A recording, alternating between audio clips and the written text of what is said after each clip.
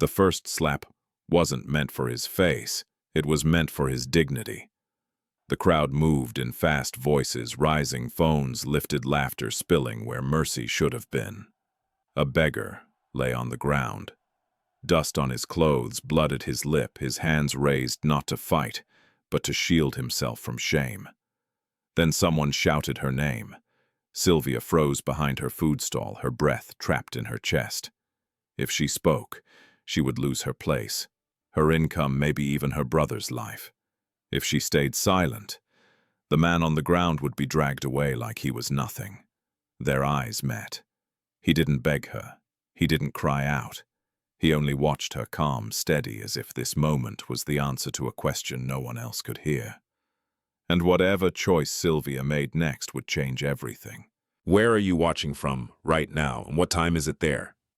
If stories about real pain, real choices, and unexpected justice speak to you, don't forget to subscribe and stay with us. Morning in the city did not arrive gently. It came with noise, metal shutters, clanging open buses, coughing black smoke into the air, vendors shouting prices before the sun had fully climbed above the concrete buildings. For Sylvia, Mulwa, morning meant urgency. Every minute late was money lost, and every coin mattered. She reached her usual spot near the corner of the open market just after dawn. The ground was still cool beneath her feet as she unfolded her small wooden table, wiped it down with a damp cloth, and arranged her pots with practiced care. Steam soon rose from the food she had cooked before sunrise. Simple meals, nothing fancy, but warm and filling. People knew her stall, not because it was special, but because Sylvia was consistent. She was always there, rain or heat, good days or bad. Sylvia tied her apron tighter and glanced down the street instinctively, counting the early customers. Her mind was already doing calculations, how much she needed to make today, how much Daniel's inhaler cost, how many days the remaining medicine would last. The numbers never rested. They followed her, like a shadow. Daniel Mulwa was 15, thin for his age, with eyes that tried to be brave, even when his lungs betrayed him. His asthma had worsened over the past year, and the public hospital visits were becoming more frequent. Some days he could laugh and tease her like a normal teenage boy. Other days he lay curled on their mattress chest, heaving, fighting for air. Sylvia did not allow herself to imagine life without him. She served her first customer, a tired-looking security guard. Then another. Then 2 school children sharing one plate. She smiled when she could, dotted when she was too tired to smile, and kept her eyes down whenever market officials passed by. They liked to remind people like her that her place here was temporary, fragile, and always subject to rules that changed without warning. By mid-morning, the sun was sharp and unforgiving. Sweat gathered at the back of her neck. She wiped her hands on her apron and reached for more serving spoons when she noticed a familiar tightening in her chest. Not from the heat, but from memory. It hadn't always been just her and Daniel.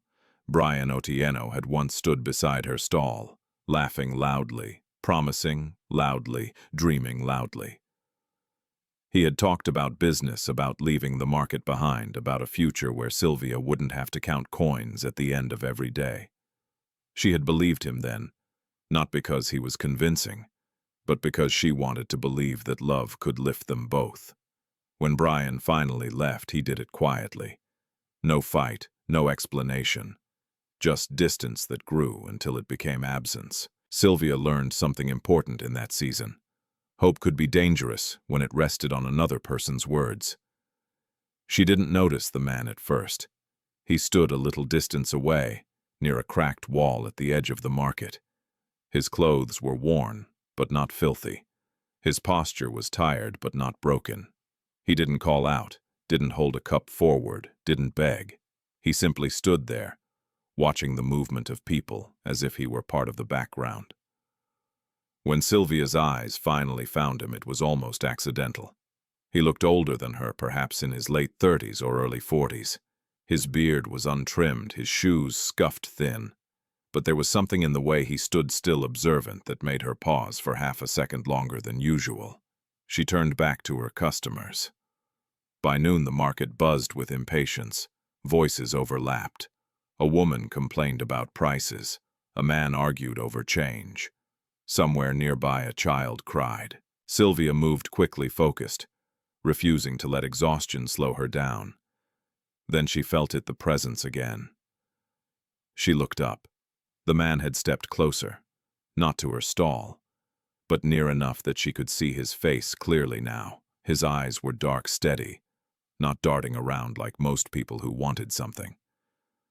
He waited, hands by his sides, saying nothing.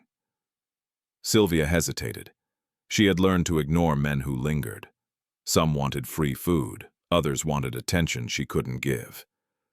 But something about his silence unsettled her, more than any loud demand would have. "What do you need?" she asked, her voice neutral. The man shook his head slowly. "Nothing," he said. His voice was calm, low. "I was just standing." She studied him for a moment, then looked down at the pot in front of her. The food was running low. Every serving counted. Daniel would need supper. Tomorrow was uncertain. Still, when the last customer before the afternoon lull walked away, Sylvia scooped a small portion into a paper container and slid it across the table. "You can eat," she said, "but not here. The officials don't like it." The man looked at the food, then at her. Surprise flickered briefly across his face, not exaggerated, not dramatic, just real. "Thank you," he said. She shrugged, already turning away. "It's not charity. It's just food." He took the container and stepped back to his place near the wall. He ate slowly, thoughtfully, as if tasting more than the meal itself. Across the market, Naomi Achieng noticed. Naomi was sharper than Sylvia, both in tongue and in instinct. She leaned against a neighboring stall and watched the exchange with narrowed eyes. "Be careful," Naomi said later when the crowd thinned. "Men like that bring trouble. Today it's food, tomorrow it's drama." Sylvia wiped down her table. He didn't ask for anything. They never do at first. Sylvia didn't respond. She wasn't offended. Naomi had always been like this, protective, in a way that sounded harsh but came from fear. The city was not kind to women who hesitated. Still, when Sylvia glanced back toward the wall, the man was gone. She didn't know his name. She didn't know where he slept. She didn't know that his name was Sefo Zondi, or that he owned more wealth than anyone in that market could imagine. All she knew was that for the first time that day, she felt seen without being judged. And somewhere deep inside, unnoticed even by herself, a quiet line had been crossed, one that would pull both their lives toward a collision neither of them was prepared for. Sefo Zondi returned the next morning before Sylvia expected him. The market was still half awake when she saw him standing in nearly the same place as the day before, near the cracked wall, just far enough not to draw attention. The sky was pale, the air cool, and for a moment the city felt almost gentle. Sylvia noticed him without meaning to. Her hands paused mid-motion as she arranged her pots. He didn't wave, he didn't approach, he simply waited. Sylvia told herself she was imagining things, that she was projecting meaning onto a stranger's presence. People passed through the market every day. Some stayed, some vanished. This man was no different. Still, when her first batch of food was ready and the initial rush hadn't yet begun, she found herself glancing toward him again. He met her eyes briefly, then looked away. That small restraint unsettled her more than hunger ever had. By mid-morning, Naomi noticed him too. "That's him again," Naomi murmured, leaning close as if the man could hear them across the noise. "The beggar." Sylvia nodded without looking up. "I know. You don't know anything," Naomi said. "That's the problem." Sefo stayed for hours. He didn't beg from anyone else. He didn't sit on the ground or call attention to himself. He simply existed within the chaos of the market, absorbing it. He watched how vendors negotiated, how officials threatened, how money changed hands without receipts. Most of all, he watched Sylvia. He noticed how she always served children first, how she gave extra sauce to the elderly without announcing it, how she stiffened whenever a uniform approached. When lunchtime peaked and Sylvia's stall filled with customers, Sefo stepped back even farther, making himself invisible. He waited until the rush broke and her shoulders finally dropped from around her ears. When Sylvia noticed him again, it was because something glinted on the ground near her feet. A folded bundle of cash lay beside her stall, too neat to be trash, too exposed to be accidental. Her heart jumped. Sylvia bent down quickly and picked it up, her fingers tightening around the notes. She counted them once, then again, disbelief rising in her throat. It was more money than she usually made in 3 days. Her first instinct was panic. People nearby hadn't noticed yet. Naomi was busy arguing with a customer. No officials were watching. For one dangerous second, the city seemed to hold its breath. Then Sylvia looked up. Sefo stood a few steps away, his eyes on her, not sharp, not accusatory, just waiting. "You drop this," Sylvia said, walking toward him and pressing the bundle into his hand without hesitation. Sefo's fingers closed around the money, but his gaze stayed on her face. "You didn't even check whose it was," he said. "It was near my stall," she replied, "but it wasn't mine." "You didn't think about keeping it." Sylvia's jaw tightened. "I think about surviving every day. That doesn't mean I forget who I am." Something shifted behind Sefo's eyes, brief, almost imperceptible. He nodded once. "Thank you," he said. Sylvia shrugged, already turning back. "Don't drop it again." The test was over. The answer was clear. Later that afternoon, when the heat pressed down hard and the market thinned again, Sefo approached her stall for the first time. "I don't have money today," he said quietly. Sylvia didn't look surprised. She ladled food into a container anyway. "You don't need to announce it," she said. "Just don't make it a habit." He almost smiled. They sat a short distance apart while he ate. Not close enough to invite gossip. Not far enough to pretend they weren't sharing a moment. "My name is Sefo," he said after a while. "Sylvia." They ate in silence again. "What made you start selling food?" Sefo asked. Sylvia exhaled slowly. "Life." He waited. "My parents died when I was young," she continued. "Daniel was small. Someone had to take responsibility." "Do you regret it?" She looked at him sharply. "Do you regret being hungry?" Sefo inclined his head. "Fair." He didn't ask about Daniel's father. He didn't ask about her past relationships. He didn't push. Instead, he asked questions that felt different. "What do you think makes someone rich? What would you do if you had enough money? What would you never sell, no matter how desperate you became?" Sylvia answered cautiously, at first, then more freely. "Being rich doesn't mean money," she said. "It means not being afraid all the time. If I had enough, I'd make sure my brother could breathe." "And there are things you can't sell," she added softly. "Once you do, you can't buy them back." Sefo listened like each word mattered.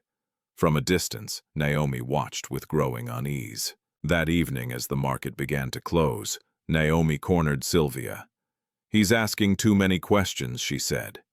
"Men don't listen like that unless they want something." Sylvia packed her remaining supplies. "Everyone wants something." "Yes," Naomi replied. "But some things cost more than money." Sylvia didn't answer. She didn't know how to explain that Sefo hadn't asked for her body, her time, or her loyalty. He had asked for her thoughts, her values. That night, as Sylvia walked home, her steps slowed when she heard footsteps behind her. She turned tense, but it was Sefo, keeping a respectful distance. "I wanted to make sure you got home safely," he said. She hesitated. "You don't have to." "I know." They walked together in silence, the city lights flickering like tired stars. When they reached her building, Sefo stopped. "Good night, Sylvia. Good night." She climbed the stairs without looking back. Her chest felt tight and she didn't know why. Across town, Sefo stood alone under a streetlight, his phone vibrating in his pocket. He ignored it, because for the first time in years he wasn't measuring profits or risks or power. He was measuring something far more dangerous. Hope. The market learned patterns quickly. People noticed who arrived early, who packed up late, who smiled, who complained, who paid fees without receipts. And, slowly, inevitably, they noticed Sefo. By the fourth day, he was no longer invisible. Some vendors whispered that he was pretending. Others said he was cursed. A few mocked him, openly tossing jokes like scraps they never intended him to catch. Sefo absorbed it all with quiet patience, never reacting, never defending himself. He remained exactly what he appeared to be, a man with nothing but time and dignity. Sylvia noticed too. Not the gossip, but the way Sefo carried himself through it. That morning she watched as a young vendor shoved past him, spilling water at his feet. The boy laughed. Sefo stepped aside without protest, lifting his shoes so they wouldn't soak.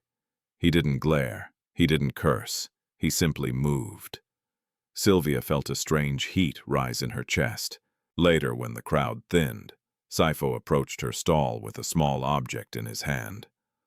"I found this near the bus stop," he said, placing it gently on her table.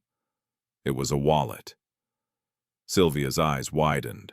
She opened it just enough to see the contents: cash, an ID, a bank card. Her stomach tightened. Losing something like this could ruin someone. "We need to take it to the police," she said immediately. Sefo tilted his head. "And if the owner never comes, then at least we did the right thing." They walked together to the police kiosk on the edge of the market. The officer barely looked at Sefo when he spoke, but Sylvia's presence earned them attention. She filled out the form, carefully making sure every detail was correct. As they walked back, Sefo spoke quietly. "Why did you trust that process?" Sylvia didn't hesitate, because even when systems fail, people like us, I don't want to become part of the failure. Sefo nodded, filing the answer away like a precious document. In the afternoon, Naomi confronted Sylvia again.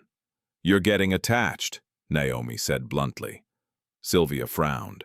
"To a conversation." "To a man," Naomi corrected. "A man who doesn't belong here." "None of us belong anywhere," Sylvia replied. "We survive where we can." Naomi sighed. "Survival isn't the same as safety." That evening, Sefo didn't appear. Sylvia noticed immediately. She tried to tell herself it meant nothing, but her eyes kept drifting to the cracked wall, the empty space where he usually stood. When the sun dipped low and shadows stretched, long disappointment surprised her with its weight. He didn't come the next day either. By the third day, Sylvia felt foolish for caring. Then Daniel's chest tightened. It happened suddenly, violently, his breathing turning shallow, panicked. Sylvia grabbed his inhaler, but it barely helped. By the time they reached the hospital, Daniel's lips were tinged blue. The waiting room was crowded. The air was stale. Sylvia filled out forms with shaking hands.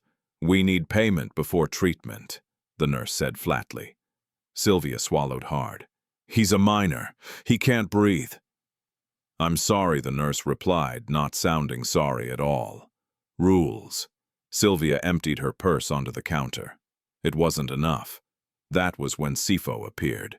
He stood beside her, his presence calm amid the chaos. "I can help," he said quietly, placing some money on the counter. Sylvia stared at it.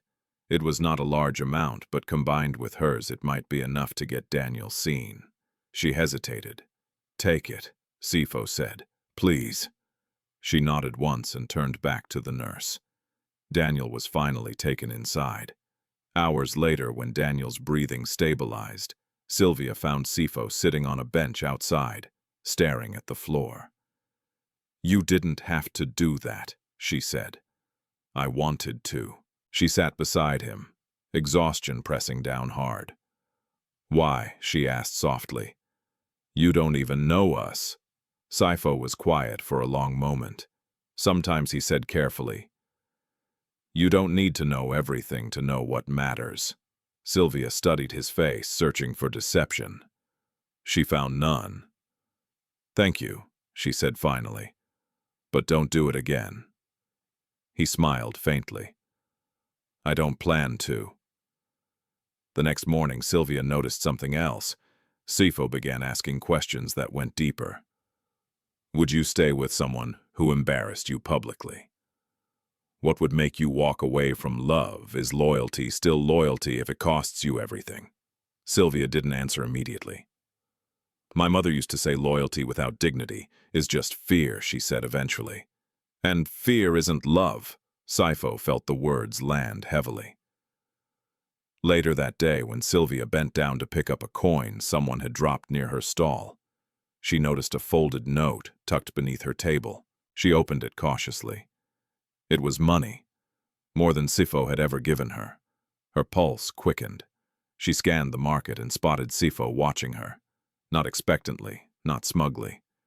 Just waiting. Sylvia walked over and pressed the note back into his hand. No, she said firmly. It's just help, he replied. I didn't ask. You needed it. That doesn't give you the right. Sefo looked genuinely taken aback. You would rather struggle, he asked. I would rather choose, she said. If you want to help, don't decide for me. Silence stretched between them. Then Sefo nodded slowly. You're right. That night, as Sylvia lay awake listening to Daniel's breathing, she wondered why refusing money had felt more powerful than receiving it. Across the city, Sefo sat alone in a high-rise apartment he hadn't visited in months. His phone buzzed non-stop. Board members, assistants, executives demanding his attention. He ignored them all. Because for the first time, someone had refused him, not knowing who he was, not fearing what he could give or take. And it terrified him. Because the more Sefo tested Sylvia's values, the more clearly he saw the truth. This woman could love him without his wealth. And that meant when the truth came out, he could lose her forever. The relief Sylvia felt after Daniel stabilized did not last long. By the time they were discharged from the hospital, dusk had settled over the city and the nurse's voice followed them out the door like a shadow. You'll need to refill his inhaler within 3 days, she said, sliding the prescription across the counter. And bring him back if the wheezing returns. Sylvia nodded, already calculating. 3 days. The cost of the medicine echoed in her mind, louder than traffic outside. She thanked the nurse, took Daniel's hand, and stepped into the evening air. Daniel leaned heavily against her as they walked toward the bus stop. His breathing was steadier now, but his body was weak, drained by the hours of fear and struggle.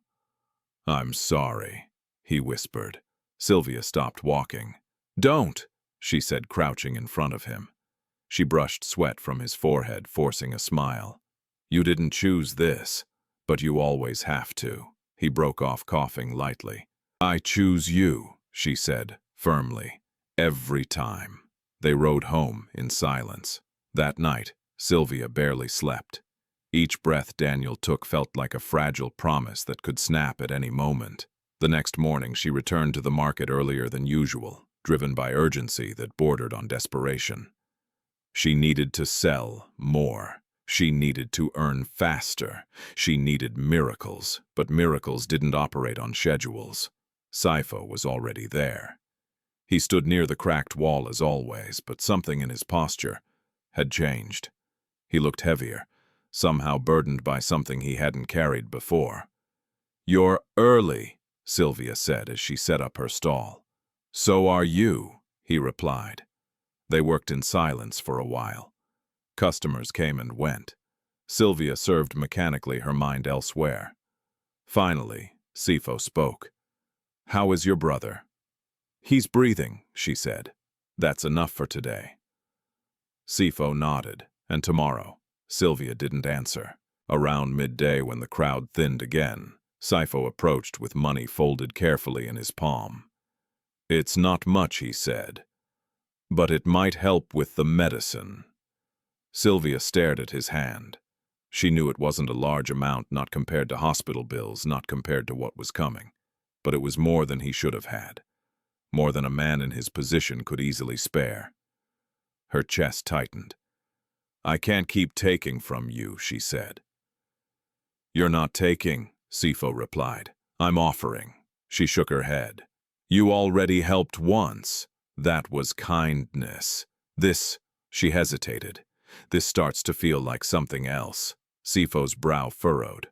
"Like what?" "Like dependence," she said quietly. "And I can't afford that." He lowered his hand, disappointment flickering across his face. "I don't want power over you," he said. "I just don't want you to suffer alone." Sylvia closed her eyes briefly. "That's the problem," she said. "I've been alone for a long time. If I let go of that, I won't survive it, if it's taken away." Sefo looked at her as if he wanted to argue, then didn't. That evening, Sylvia made a decision she had been avoiding. She opened the small metal box beneath her bed and took out the few items she had kept hidden from the world: her mother's necklace, a pair of earrings she rarely wore, and an old phone Brian had given her years ago and forgotten to take back.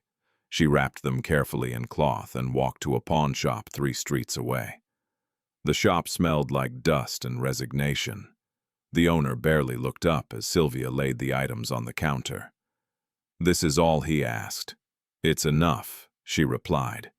He examined each piece, his expression unreadable. The final amount he offered was less than she had hoped, but it was enough to buy Daniel's medicine and maybe keep food on the table for a few more days. Sylvia took the money without negotiating. Pride had no place here. When she returned home, Daniel noticed immediately. "You sold them," he said softly. Sylvia nodded. "Things are replaceable." He shook his head. "Memories aren't." She smiled sadly. "Memories don't keep you breathing." The next day at the market, Sylvia's exhaustion was visible. Her movements were slower, her smile thinner. Sefo noticed immediately. "You sold something," he said. Sylvia stiffened. "You don't know that." "I know the look," he replied gently. She didn't deny it. "Why didn't you tell me?" he asked. "Because I didn't want you to stop me." Sefo's hands curled into fists at his sides. He looked away, jaw tight. There was a long pause. "Do you think I'm testing you?" he asked suddenly. Sylvia looked up sharply. "Why would you ask that?" "Because you refuse help even when you're drowning," he said. "And you look at me like you're waiting for something to break." She studied his face, searching for mockery or manipulation. She found neither. "I don't know what you want from me," she said. "But if you're here to measure me, I won't play along." Sefo exhaled slowly. "I'm not measuring you." "Then what are you doing?" He hesitated just a fraction too long. "Learning," he said finally. Sylvia frowned. "About what about people?" Sefo replied. "About myself." She didn't like the answer, but she didn't push. That afternoon, Trouble returned wearing a familiar face. Brian Otieno stepped into the market with confidence that didn't belong there. He was dressed well, clean shoes, pressed shirt watch gleaming in the sun. Heads turned as he walked, his presence demanding attention. Sylvia saw him before he saw her. Her stomach dropped. Brian's eyes scanned the stalls, then stopped on her. A slow smile spread across his face as he approached. "Sylvia," he said warmly. "Still here." She straightened. "What do you want to talk?" he replied, glancing around. His eyes landed on Sefo, who stood quietly nearby. "Interesting company you keep." Sefo said nothing. Brian leaned closer to Sylvia. "I heard about your brother. Word travels." Sylvia's hands tightened around her serving spoon. "If you're here to gossip, leave." "I'm here to help," Brian said smoothly. He pulled out his phone. "I can cover hospital costs, medicine, anything." Sylvia stared at him in disbelief. Why, Brian smiled. Because I can, and because you shouldn't be suffering like this. And the price, she asked. His smile sharpened. Dinner, conversation, a second chance. Sefo shifted slightly. Sylvia felt heat rise in her chest. Not gratitude, but anger. You left when things were easier, she said. Don't come back now pretending to be my savior. Brian's gaze hardened. Careful, he warned. Pride doesn't heal lungs. Sylvia's voice didn't shake. Neither does control. Brian glanced at Sefo again, smirking. This man can't help you. I can. Sefo met his gaze calmly. She didn't ask you, Sefo said. Brian laughed. And who are you? Someone who listens, Sefo replied. Brian scoffed and turned back to Sylvia. Think about it, he said, pressing a card onto her table. You know where to find me. He walked away without looking back. Sylvia stood frozen, the card burning against the wood. Sefo watched her carefully. This, Sylvia said quietly, is why I don't accept help without knowing the cost. Sefo nodded. And if help came without a price, she looked at him, then I'd be afraid of what it would ask for later. As the sun set and the market began to close, Sefo realized something heavy and undeniable. Sylvia Mulwa was not strong because she suffered. She was strong because even in suffering she chose herself. And the longer Sefo stayed silent about who he really was, the closer he came to becoming the very kind of man she would never forgive. Brian Otieno did not disappear after that day. He became a presence subtle at first, then increasingly deliberate. Sylvia noticed it in small ways, a car parked across the street, when she closed her stall. A message sent through a mutual acquaintance, a rumor whispered, just loudly enough to reach her ears. Brian had learned patience, or at least the appearance of it. He no longer demanded. He suggested. He framed his offers as concern, his persistence as care, and people listened. At the market, money spoke louder than character. Brian's clothes, his confidence, the way he tipped officials with ease, all of it signaled safety to those who believed survival came from aligning with power. Sylvia felt the shift before anyone said it aloud. Conversations hushed when she approached. Eyes lingered too long on Sefo whenever Brian passed through. Sefo noticed as well. That morning, Sylvia arrived to find Madame Beatrice and Lovu standing at her stall, arms crossed, lips pursed in thin disapproval. Two market assistants hovered nearby, pretending not to stare. You've been attracting attention, Madame Beatrice said, without greeting. Sylvia kept her voice steady. I sell food. That's what I'm here for. Not that kind of attention, Madame Beatrice replied, glancing pointedly toward Sefo. People are talking. Sefo remained silent. His gaze lowered, his presence suddenly heavier than usual. Madame Beatrice continued. This market has standards. We can't have disturbances. Sylvia understood immediately. He doesn't disturb anyone. Madame Beatrice's smile was cold. Perception matters more than truth, my dear. She walked away without another word, leaving the warning hanging in the air. Sylvia exhaled slowly, her hands trembling just slightly as she rearranged her utensils.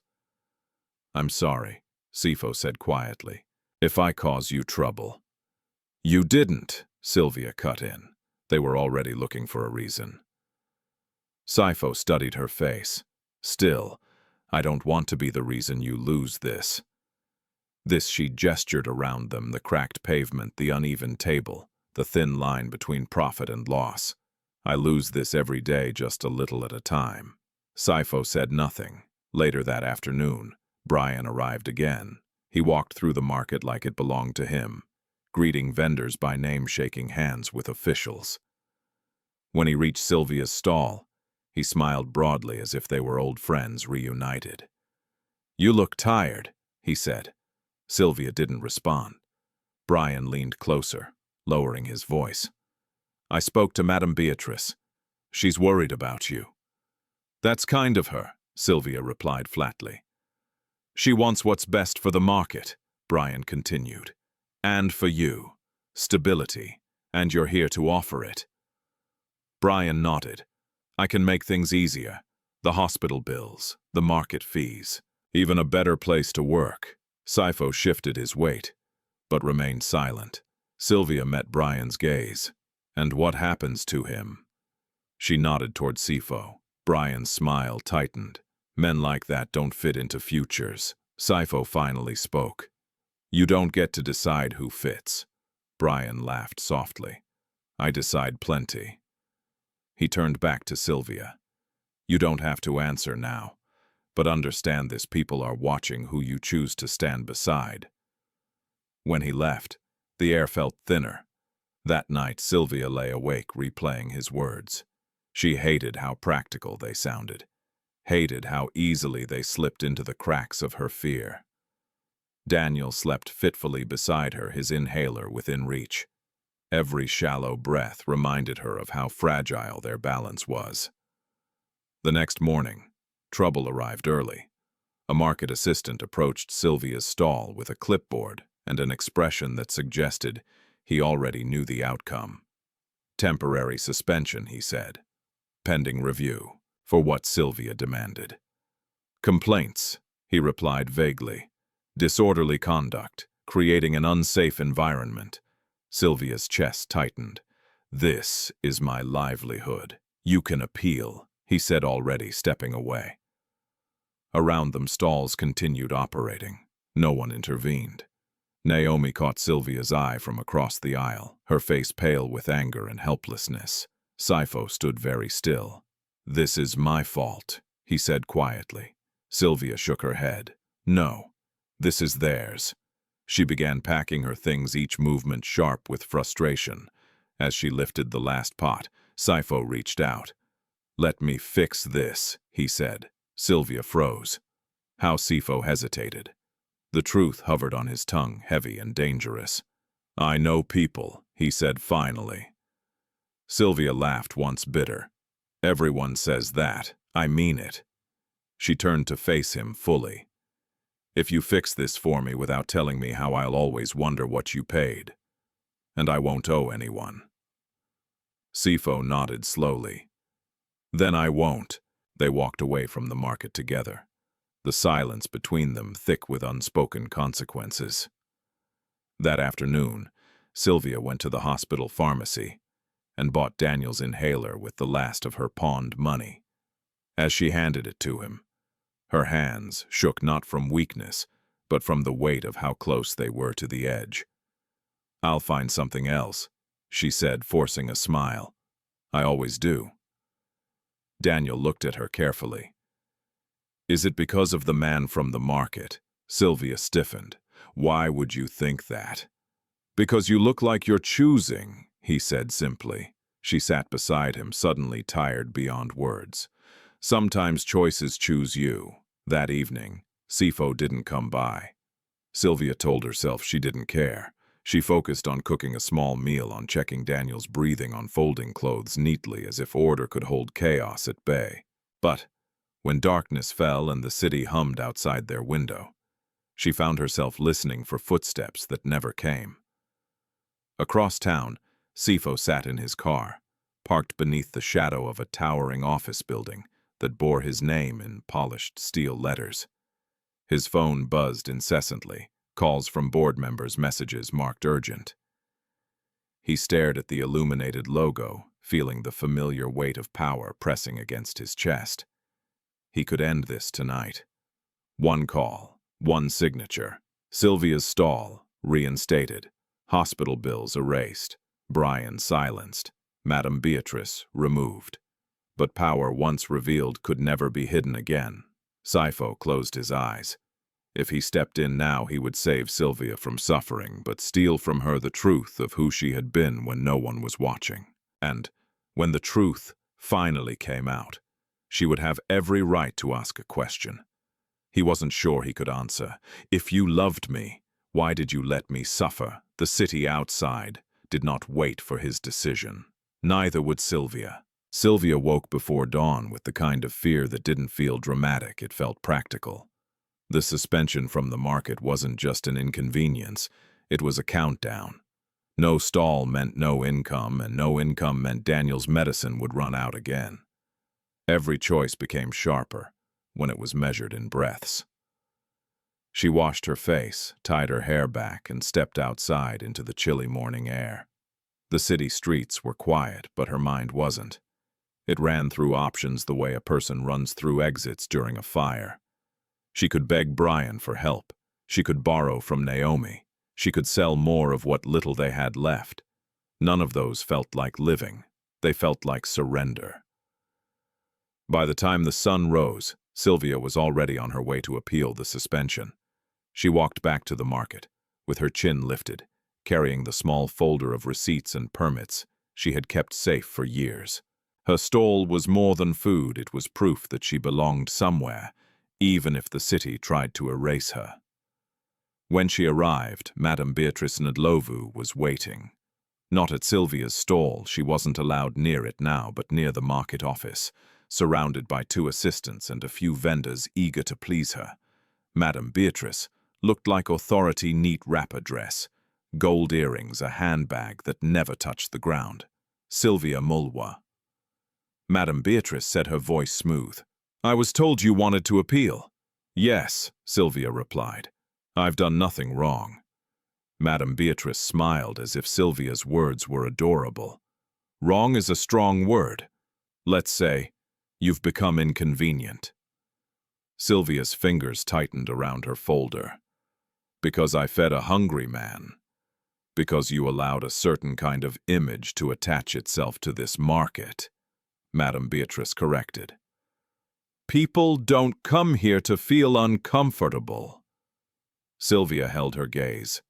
"Poverty makes people uncomfortable. But we're all selling here." Madame Beatrice's smile faded slightly. "Don't compare yourself to him." "I didn't," Sylvia said. "You did." A few vendors nearby shifted awkwardly. Some looked away, others watched eagerly, hungry for conflict. Madame Beatrice leaned closer, lowering her voice. "You have a choice. Keep your head down. Separate yourself from that beggar. Stop drawing attention. And maybe your suspension becomes a misunderstanding." Sylvia felt anger rise, but she kept her voice steady. "So it's not about rules, it's about obedience." Madame Beatrice straightened. "Call it what you like. But remember, markets have owners, and owners have patience only for people who know their place." Sylvia's throat tightened. She wanted to shout that her place was earned, not granted. But she also saw the reality: this woman could destroy her with paperwork and whispers. Still, Sylvia refused to bow. "I won't throw someone away just to make you comfortable," she said. Madame Beatrice stared at her for a long, cold moment.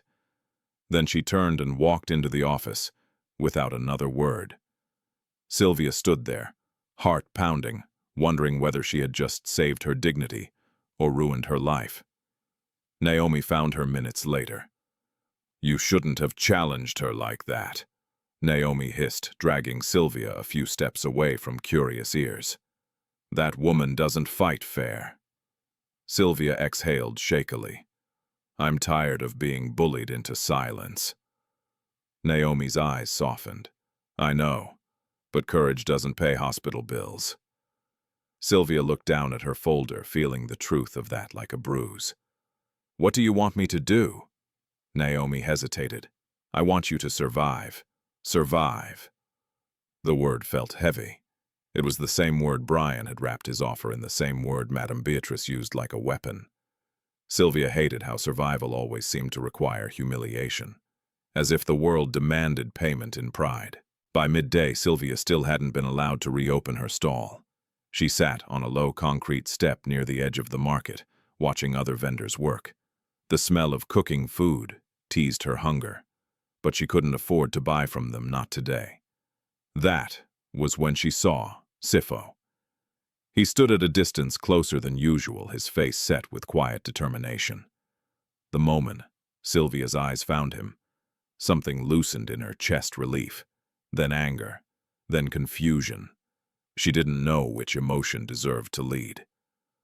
Sefo approached slowly, careful not to draw the wrong kind of attention. "I heard," he said softly. Sylvia laughed without humor. Everyone heard. "I'm sorry," Sefo murmured. Sylvia stared at him. "Are you, or is this still part of whatever you're doing?" Sefo's eyes flickered. "What do you mean?" Sylvia's voice sharpened. "You show up, you disappear, you ask questions like you're studying me. And now I'm suspended because of perception. So tell me, Sefo, what exactly are you doing here?" Sefo looked like he wanted to answer honestly and like the truth would break something. "I didn't come to hurt you," he said. "That's not an answer." He exhaled. "I came because I saw something in you, something rare." Sylvia's stomach twisted. "Rare doesn't feed my brother." Sefo nodded slowly as if accepting the hit. "I know." Before Sylvia could say more, a group of young men passed behind Sefo, snickering loudly. "Beggar boyfriend," one of them called out. "Look at him playing husband." Another laughed. Sefo didn't react, but Sylvia did. Her cheeks burned not from shame for herself, but from fury at how easily people dehumanized someone in front of them. "Leave him alone!" she snapped. The young men laughed harder. One of them, tall with a smug face, stepped closer. "Why you like poor men now?" Sylvia stood up. "I like human beings, something you clearly don't understand." A few vendors turned to watch. A small crowd began forming curiosity, pulling people like gravity. The young man's smile sharpened. "Human beings. He's a beggar. He doesn't even belong here." Sylvia's hands trembled, but her voice didn't. "And who decides who belongs?" the crowd murmured. Phones appeared lifted quietly. Sefo's gaze moved over the faces around them, reading the mood with unsettling accuracy. He was not afraid. He was measuring. Sylvia felt it again, that strange sense that this moment mattered more than it should. The young man spat near Sefo's feet. "Look at you," he sneered, "standing like you're someone." Sefo finally spoke, his voice calm. "Every person is someone." The young man's eyes narrowed. "Not you!" He shoved Sefo hard. Sefo stumbled, catching himself before he fell. His expression didn't change, but something in Sylvia snapped. "Stop!" she shouted, stepping between them. A vendor called out, "Sylvia, don't! You'll make it worse!" Sylvia ignored them. She glared at the young man. "Touch him again and I'll scream for police." The young man laughed. "Police. They work for people with money." Sylvia's mouth went dry because she knew there was truth in that. Behind the crowd, Brian Otieno appeared like a shadow stepping into light. He watched the scene with a slow smile, as if the city had finally delivered the entertainment he paid for. His presence shifted the energy instantly. People straightened.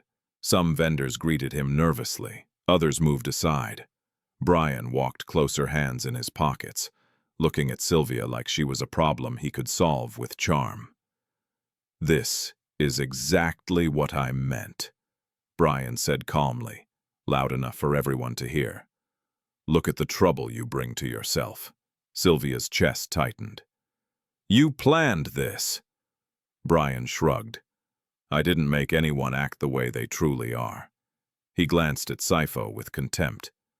"This man is dragging you down." Sefo met Brian's gaze with steady calm. Brian's smile widened. "Let's make something clear. Sylvia has responsibilities. She has a sick brother. She doesn't have time to play hero for someone who can't even buy bread." The crowd murmured again, some nodding as if Brian had spoken wisdom. Sylvia felt the pressure, closing in from all sides. Shame, fear, survival. She remembered Daniel's wheezing, the prescription paper, the empty cupboard. She also remembered Sefo's eyes, calm, steady, waiting, as if this moment was the answer to a question no one else could hear.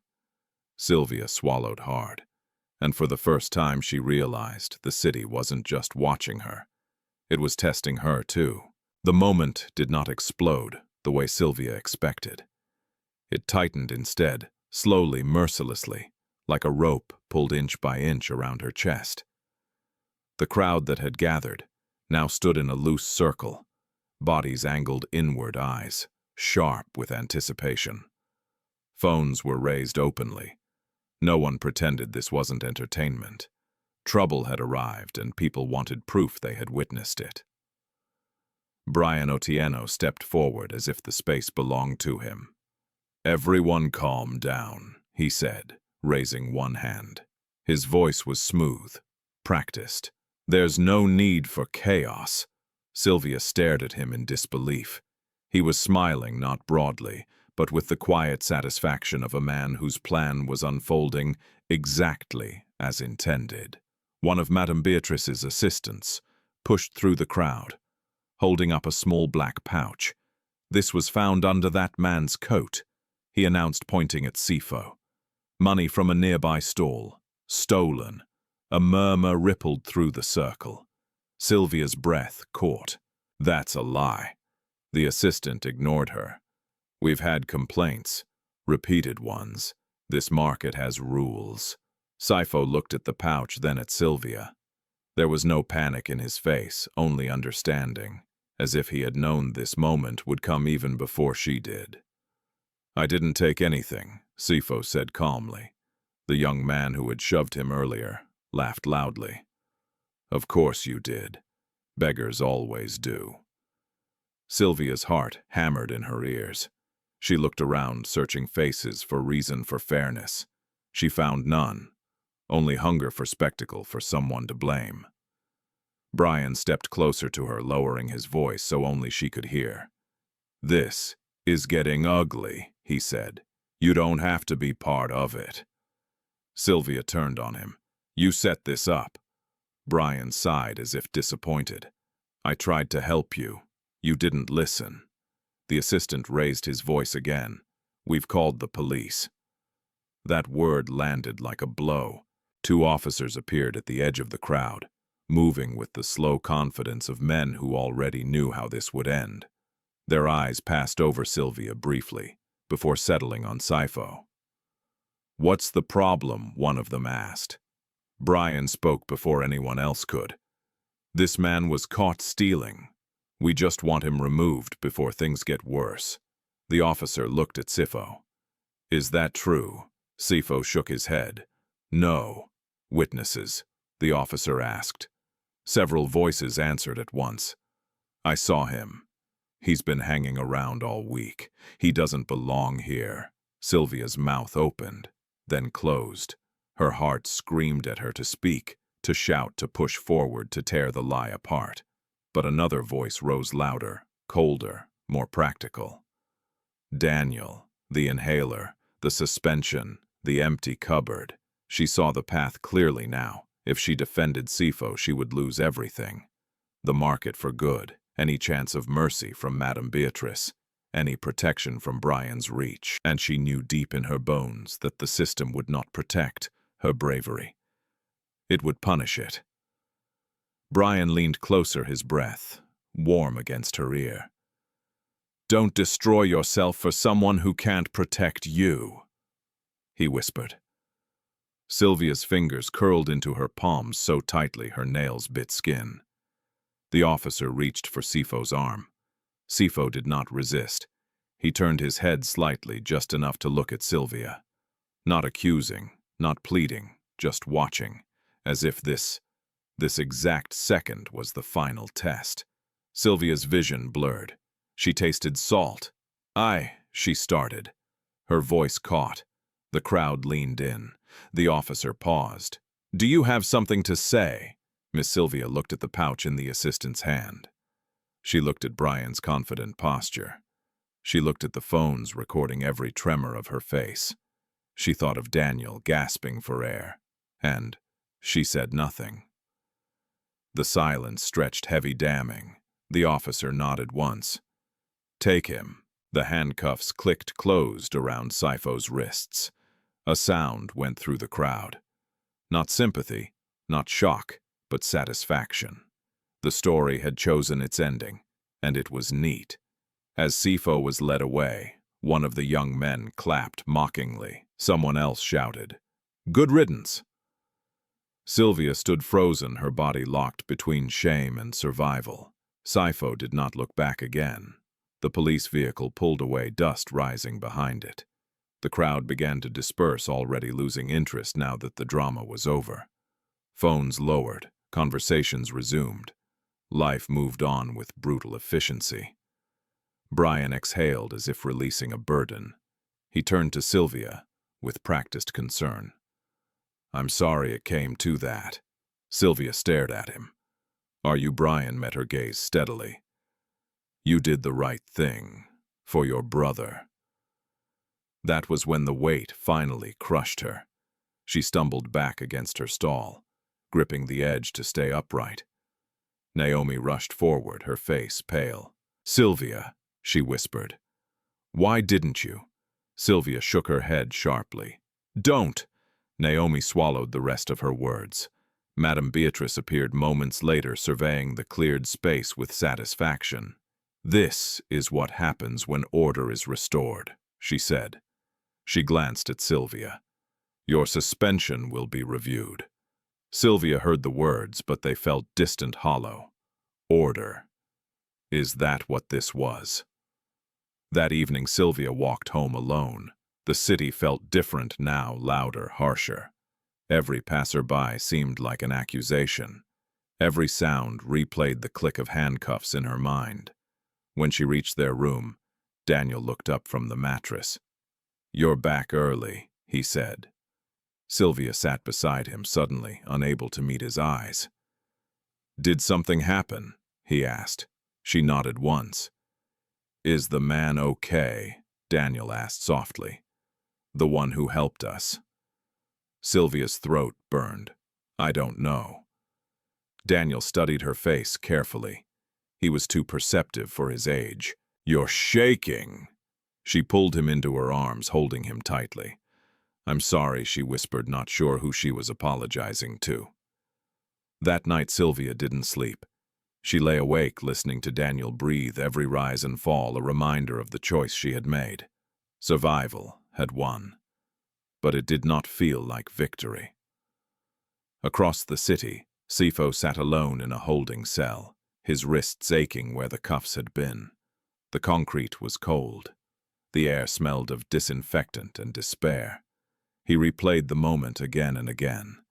The pouch, the crowd, Sylvia's silence. He did not feel anger. He felt clarity. This was the truth he had been searching for. Not whether Sylvia was kind, not whether she was honest, but whether love could survive fear. And now he knew. The test had worked, but the cost was higher than he had imagined. Because the woman he wanted to marry had just been forced to choose between dignity and survival. And he was the one who had put her in that position. The market reopened the next morning as if nothing had happened. Stalls returned to their usual places. Vendors shouted prices. Smoke rose from grills. Laughter drifted through the air in familiar rhythms. The city had a remarkable talent for swallowing yesterday's injustice and digesting it into routine. Sylvia stood at the edge of the market and watched from a distance. Her stall was still closed. The review, Madame Beatrice had promised, was pending. Pending meant waiting. Waiting meant hunger. Sylvia felt it already, not just in her stomach, but in her bones. She turned away before anyone noticed her standing there with nothing to sell. Naomi found her near the bus stop. "You shouldn't be here," Naomi said quietly. "People are talking." Sylvia nodded. "They always are. They're saying you were involved." Sylvia laughed, once hollow. "I was." Naomi's eyes softened. "They're also saying the beggar won't be coming back." That sentence landed harder than Sylvia expected. She hadn't realized how much space Sefo's presence had taken up until it was empty. The days that followed blurred together in a haze of waiting and worry. Sylvia tried to find temporary work cleaning, washing clothes, helping vendors pack up at night. Everyone paid little, everyone paid late, and everyone asked questions she didn't want to answer. Why were you suspended? Is it true you were protecting a thief? Why did the police take him? Sylvia learned to smile and shrug. At home, Daniel noticed everything. He noticed the missing meals, the way Sylvia stared too long at nothing, the way her hands shook when she thought he wasn't looking. "You should eat too," he said one evening, pushing his plate toward her. "I'm fine," she replied. "You always say that when you're not." Sylvia looked away. "We need to save." Daniel hesitated. "Is it because of me?" She turned sharply. "Don't ever say that. But if I wasn't sick—" Sylvia knelt in front of him, gripping his shoulders gently, but firmly. "You are not the reason our life is hard. The world is." He nodded, but she could see the doubt lingering behind his eyes. That night Sylvia dreamed of the market. In the dream, she stood in the middle of the crowd again, Sefo on the ground at her feet. This time when she opened her mouth to speak, no sound came out. The crowd laughed as she screamed silently, her throat burning with words that never reached the air. She woke up gasping. The next morning, Naomi brought news. "Brian is telling people he tried to stop it," Naomi said bitterly. "He's saying he protected you." Sylvia closed her eyes. "Of course he is." And Madame Beatrice Naomi continued. "She's saying the suspension might become permanent." Sylvia felt the floor tilt beneath her. "Permanent," she whispered. Naomi nodded. "Unless you cooperate." Sylvia knew what that meant. Later that day, Brian came to see her. He didn't call ahead. He never did. He liked appearing when people were already off balance.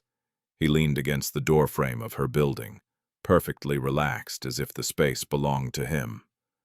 "You look thinner," he said. Sylvia didn't invite him in. "What do you want?" Brian sighed. "I came to check on you." "That's a lie." He smiled faintly. "You always were perceptive." She crossed her arms. "Say what you came to say." Brian's gaze drifted past her, taking in the small room. Daniel lying on the mattress with a book open on his chest. "You can't keep living like this," Brian said gently. "You're drowning Sylvia." "I'm breathing," she replied. "That's enough." "For how long?" he asked. "Your stall is gone. The market has turned on you. People associate you with trouble now." Sylvia felt a flash of anger. "You made me trouble." Brian didn't deny it. "I revealed it." She stared at him. Why? Brian's expression shifted just slightly. "Because I don't like seeing you waste yourself. And humiliating me helps saving you does," he said. "But you keep refusing to be saved." Sylvia laughed sharp and bitter. "Saved by you." Brian stepped closer. "I can fix this. Today." She felt her pulse quicken despite herself. How, she asked. "I talked to Madame Beatrice. I clear your name. Your stall reopens. The hospital bills are covered." He paused. "And you stop associating with people who drag you down." Sylvia's jaw tightened. "You mean I choose you?" Brian nodded. "I mean you choose stability." She shook her head slowly. "You don't want me. You want control." Brian's eyes hardened. "Call it whatever makes you feel better. But understand this, if you don't take my help, no one else will." Sylvia looked past him out the window at the city that had never offered her anything freely. "There was someone else," she said quietly. Brian stiffened. "The beggar." "He didn't promise me anything," Sylvia continued. "He didn't try to own me. He just stood with me." Brian scoffed. "And where is he now?" The question cut deep. "I don't know," Sylvia admitted. Brian smiled, satisfied. "Exactly." He reached into his pocket and placed an envelope on the table. "Think about it," he said. "This is your way out." He left without waiting for an answer. Sylvia sat staring at the envelope long after he was gone. Daniel watched her carefully. "You don't have to do it," he said. Sylvia forced a smile. "Do what choose him," Daniel replied. "I heard everything." Sylvia's chest tightened. "Daniel." "I don't want you to give up yourself because of me," he said quietly. "I'd rather be sick than see you disappear." Tears burned her eyes. She pulled him into a hug, holding him tightly. "You're too young to talk like that," she whispered. Maybe Daniel said. "But I know when someone hurts you." That evening, Sylvia took the envelope and walked to the river that cut through the city. The water moved steadily, indifferent to human choices. She opened the envelope. Inside was money, enough to solve most of her problems, enough to erase weeks of fear. She closed her eyes. Sefo's face rose in her mind, not the day he was taken away, but the day he had returned her money without asking for gratitude. The way he had listened, the way he had waited. She dropped the envelope into the river.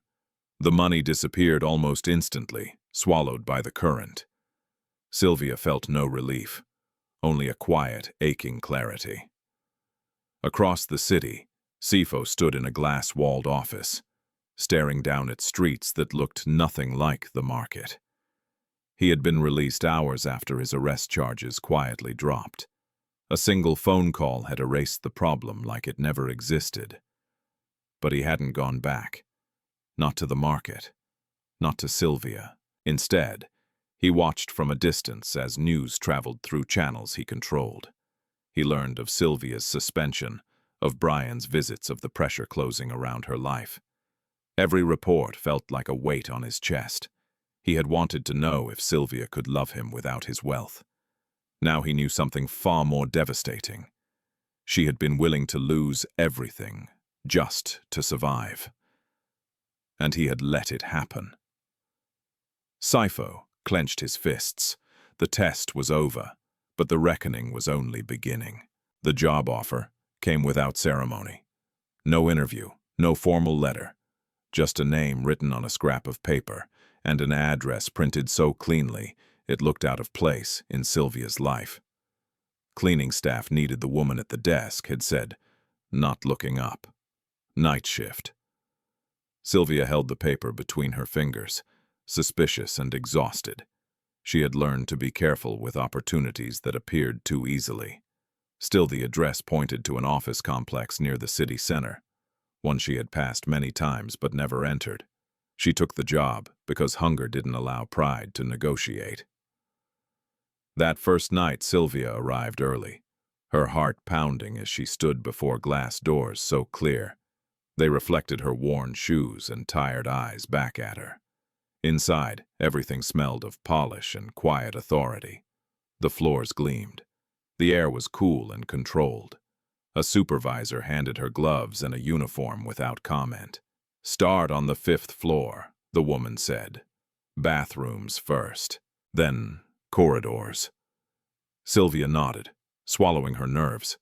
As she worked, pushing the cleaning cart down silent hallways, she felt strangely exposed, like a guest who knew she would never be invited to stay. Every desk, every framed photo of smiling executives felt like a reminder of how far she stood from this world. And yet, something felt familiar. She paused near a conference room where lights still glowed. Inside, a large screen displayed a paused presentation. At the top, bold letters spelled a name that made her chest tighten. Zondi Group. Her grip on the mop handle tightened. She told herself it meant nothing. Names repeated. Coincidences happened. Still, she worked slower after that. During her break, Sylvia stepped outside to the empty lobby to drink water. That was when she saw him. Sefo stood near the reception desk, dressed simply, his clothes still worn, his posture unchanged. For a split second, she wondered if she was imagining him. "You!" she said, her voice sharper than she intended. Sefo turned. There was no relief in his eyes, only caution. "I heard you found work," he said. Sylvia laughed bitterly. "You hear a lot for someone who disappears." "I didn't disappear," Sefo replied. "I stayed away." Same thing she shot back. They stood in silence, the distance between them, filled with unsaid accusations. "You brought me here," Sylvia said finally. "Didn't you?" Sefo hesitated. I suggested your name. So you still know people? Yes. And you didn't think to tell me I didn't want you to think that you were manipulating me. She interrupted. Too late. Sefo flinched. I wanted to help, he said quietly, without interfering. Sylvia shook her head. You don't get to decide what interference looks like in my life. He nodded slowly, accepting the blow. I won't stay, he said. I just wanted to see that you were okay. Sylvia looked at him closely. You don't get to check on me like this. Not after what happened. I know, he replied. I'm sorry. The word hung between them, fragile and insufficient. Sefo turned and walked away, leaving Sylvia with a tightening in her chest she refused to name. Over the next week, Sylvia learned the rhythms of the building.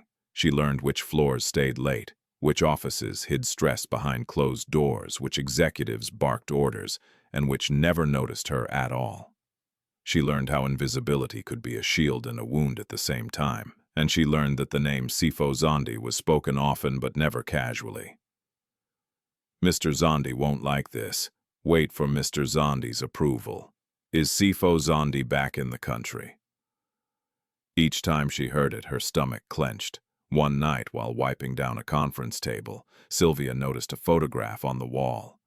It showed a younger man shaking hands with government officials, cameras flashing, smiles polished. Her breath caught. The man in the photo looked different. Clean-shaven, confident, but the eyes were unmistakable. Sefo. Sylvia's pulse roared in her ears. No, she whispered. She stepped closer, scanning the wall. More photos followed Sefo at international summits. Sefo cutting ribbons, Sefo standing beside luxury vehicles. Her mind reeled. The man who had eaten from a paper container. The man who had returned her money. The man who had stood silently as she failed him. She stumbled back, gripping the table for balance. Everything, the questions, the tests, the patience, it all snapped into focus. Sylvia left the building early that night, her thoughts in chaos. She walked for miles, the city lights blurring into streaks of confusion and hurt. At home, Daniel noticed immediately. You're shaking, he said. Sylvia sat heavily beside him. Daniel, what would you do if someone lied to you to learn the truth? He thought for a moment. Why would they lie? To see who you really are, she said. Daniel frowned. That sounds like they don't trust you. Sylvia closed her eyes. The next day, Brian showed up again. He stood near the building's entrance, impeccably dressed as if he belonged there. Sylvia froze when she saw him. So this is where you ended up, Brian said, smiling thinly. Interesting. She didn't respond. I tried to help you, he continued, but I see you found another way. Sylvia met his gaze coldly. What do you want? Brian leaned closer. You know Sefo Zondi owns this place. Sylvia's heart slammed. What are you saying? Brian's smile sharpened. I'm saying you don't stumble into jobs like this unless someone powerful is pulling strings. The truth hit her like a wave. You knew, she whispered. Brian shrugged. I suspected. No beggar stands that straight. Anger flared sharp and hot. You set him up, Sylvia said. Brian's eyes darkened. I exposed him. Sylvia's hands trembled. You destroyed him to control me. Brian's voice dropped. I protected you from a fantasy. She laughed bitterly. You protected yourself. Brian straightened. Choose carefully, Sylvia. Men like Sefo don't play fair. When this ends, you'll be the one paying the price. He walked away, leaving poison in his wake. That night, Sylvia waited. She didn't know why, only that she needed to hear the truth from Sefo's mouth. When he finally appeared in the lobby, she stepped into his path. Tell me, she said. Tell me who you are. Sefo looked at her for a long moment. Then he answered. I'm Sefo Zondi, he said quietly. And I never meant to hurt you. The words shattered what little balance she had left. Tears burned her eyes, not from shock but from betrayal. You watched me suffer, Sylvia whispered. You watched me lose everything. And you called it learning. Sefo's voice broke. I wanted to know if you loved me without my money.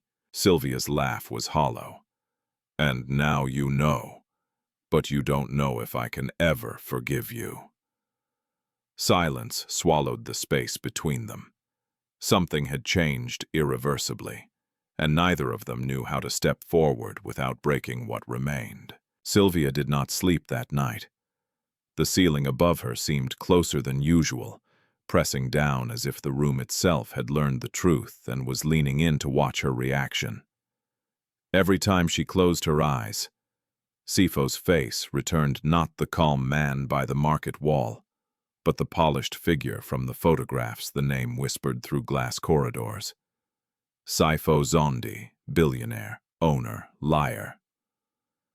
At dawn, Sylvia rose quietly and prepared for work.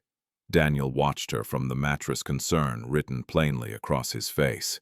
You don't have to go back there, he said. Sylvia tied her shoes with shaking hands. I do. Why? Because if I don't, she replied, it means he still decides where I stand. The office complex looked different in daylight.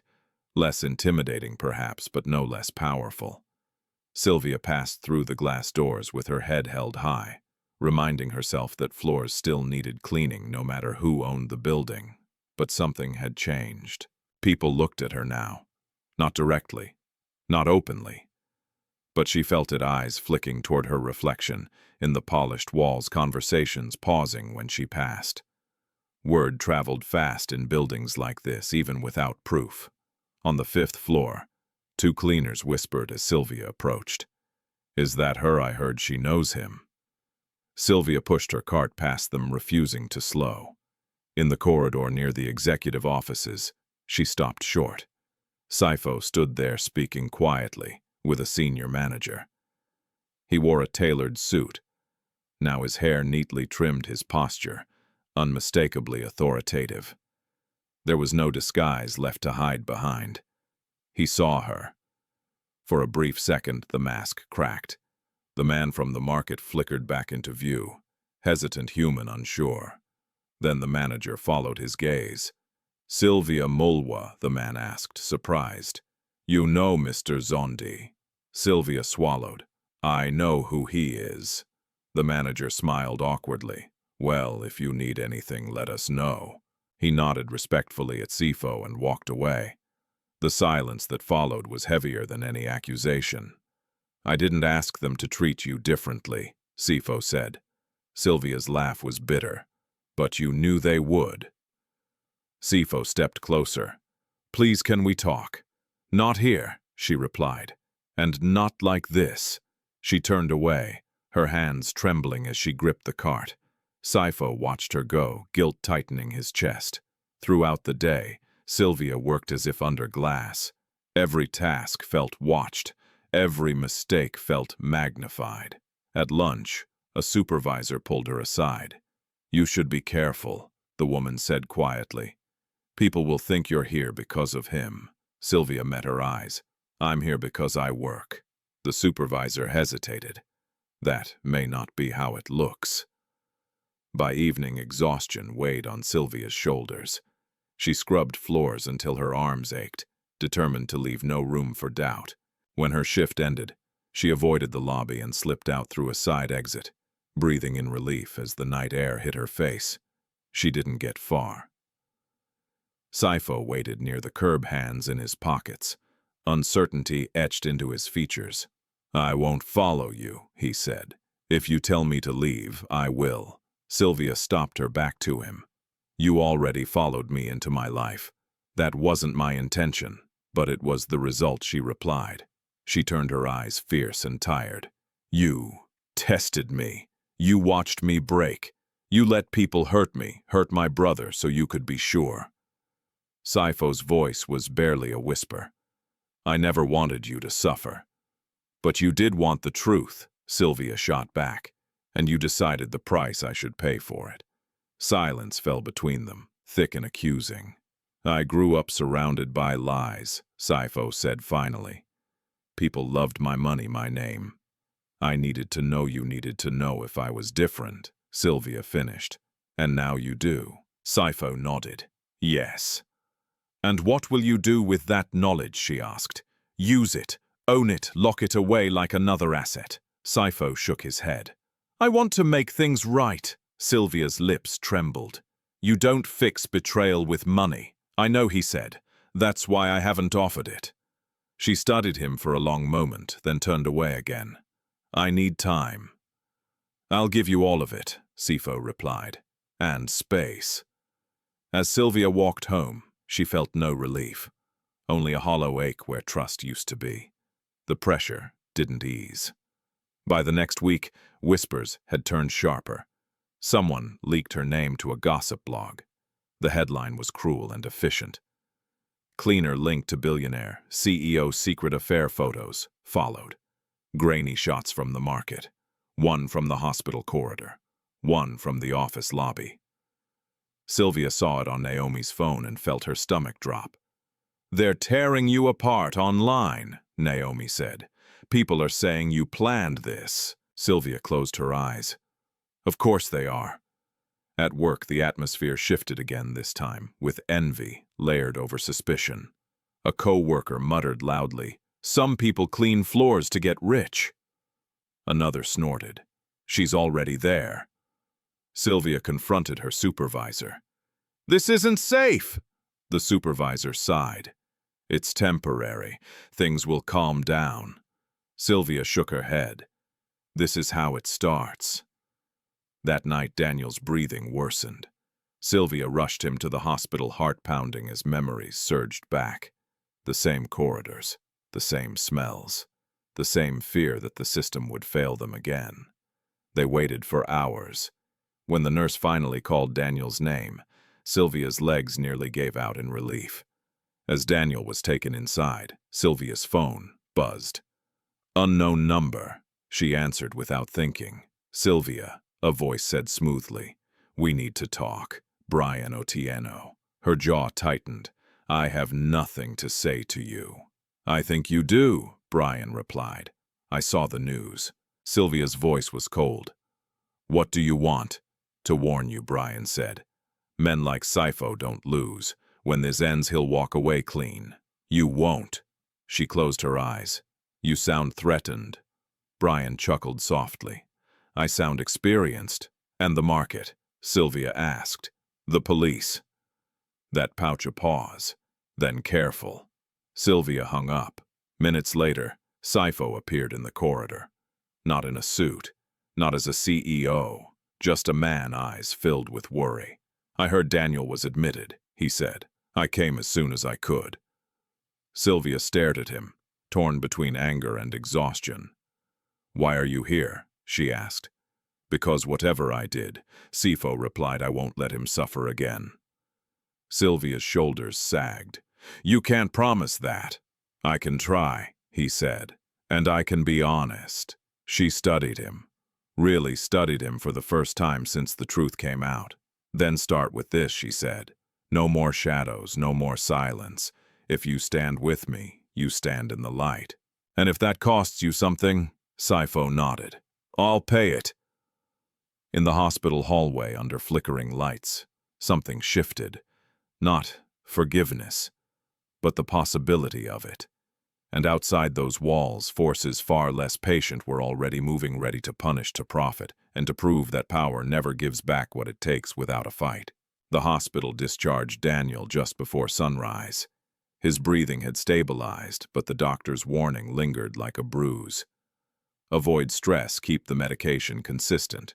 Return immediately if symptoms worsen. Sylvia nodded through it all, exhaustion dulling the edges of fear. She signed the forms with a steady hand she did not feel she owned. Sefo waited outside the ward, giving her space. He had kept his promise through the night. No calls pulled. No officials summoned. No money offered like a bandage over a wound. Just presence. It unsettled her more than any display of power would have. They walked out together into the pale morning. The city was quiet in that in-between hour when night hadn't fully released its grip. "Thank you," Sylvia said finally. It felt inadequate, but it was true. "I'm here," Sefo replied. "That's all." At home, Naomi was waiting. She wrapped Daniel in a hug, then pulled Sylvia aside, eyes sharp. "The internet is ugly," Naomi said. "They're saying you planned this, that you targeted him." Sylvia exhaled. "I know. And the market committee." Naomi continued. "Madam Beatrice is pushing again. She's telling vendors your suspension will be permanent unless you clarify your associations." Sefo's jaw tightened. Sylvia noticed. "Not now," she said to him gently.